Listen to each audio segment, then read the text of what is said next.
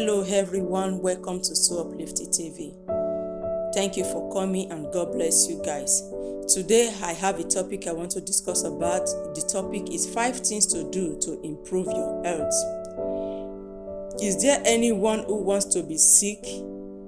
An illness is an inconvenience and an expense. When you are sick, you will not only feel bad, but also not be able to go to school or work, earn any money, or look after your family. You may have to pay for expensive medicines and treatment. You may even need someone to look after you. A saying said, prevention is better than cure. Some illness cannot be avoided.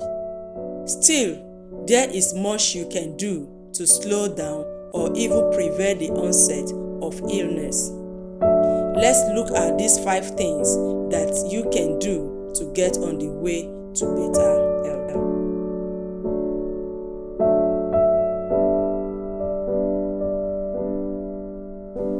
Number 1, practice good hygiene. One of the best ways to avoid getting sick and spreading illness is to wash your hands. One of the easiest ways to catch a cold or influenza is rub your nose or eyes when your hands are being contaminated by germs.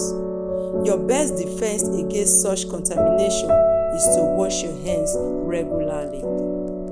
Good hygiene can also prevent the spread of more serious conditions such as pneumonia and diarrhea diseases. Even the spread of this deadly virus, coronavirus, can be minimized by the simple habit of washing hands. There are a certain time when hand washing is particularly important to protect your own health and that of those. You should wash your hands after using the toilet, after changing diapers or helping a child to use the toilet, before and after treating a wound or a cut, before and after being with someone who is sick, after sneezing, coughing, or blowing your nose, after touching an animal or animal waste, after handling garbages.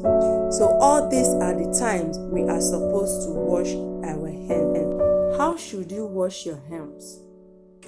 Studies have shown that a large percentage of those who use public toilets do not wash their hands afterward or do not wash them correctly. Here is a video on how to wash our hands. Wash.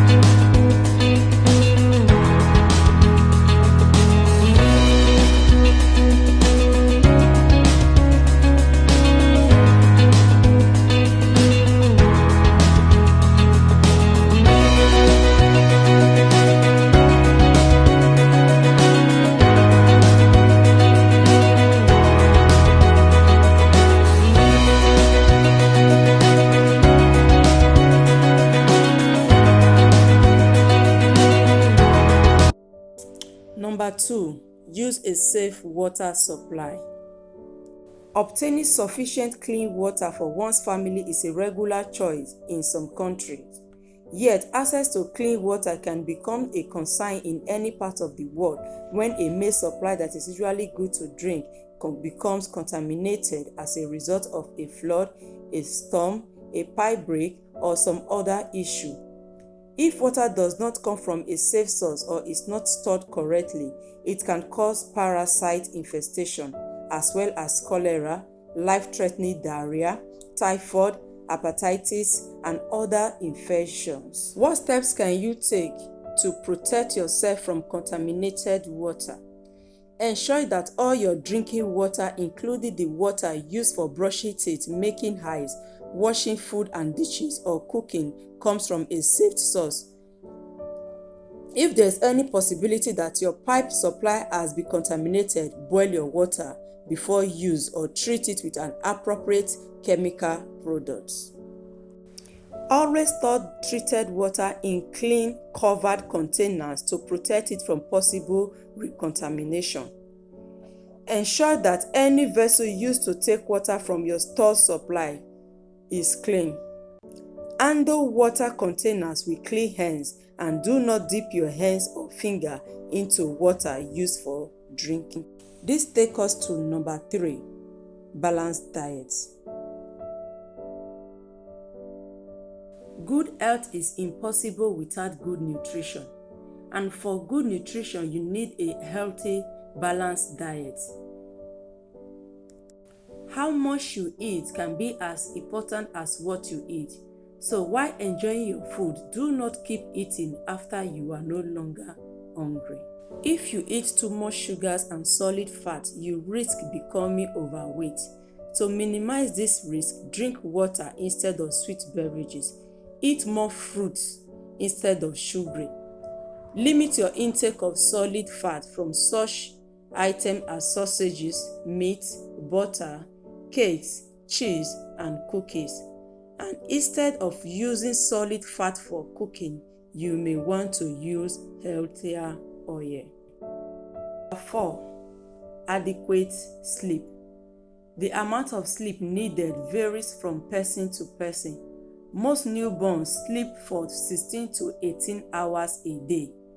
Toddlers about 14 hours. Adolescents perhaps 9 or 10 hours, and adults from 7 to 8 hours. Getting the right amount of sleep should not be considered optional. According to experts, sufficient sleep is important for growth and development in children and teenagers, learning and retention of new information, maintaining the right balance of hormones that impact metabolism and weight. Disease prevention. Insufficient sleep has been linked to obesity, depression, heart disease, diabetes, and tragic accidents. Surely this gives us some reason to want to get enough rest.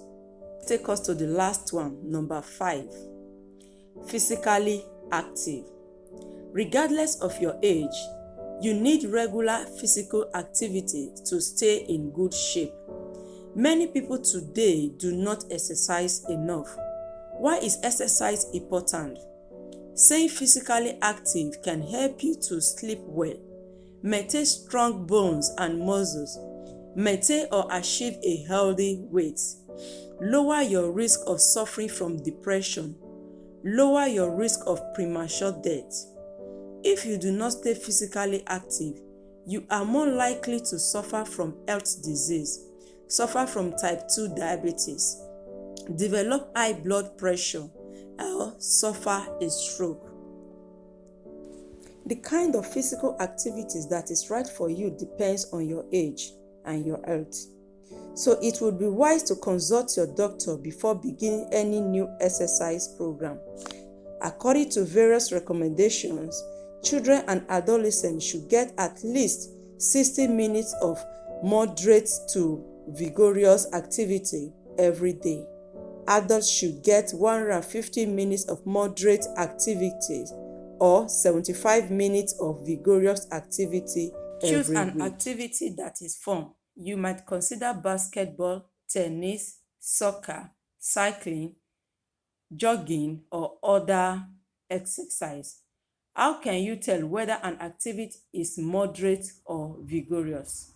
A general guideline would be that moderate activity makes you sweat, but more vigorous exercise make it hard for you to hold a conversation while doing it. Thank you guys. I hope you enjoyed this my video. Please don't forget to leave a thumbs up for me and a comment. God bless you guys.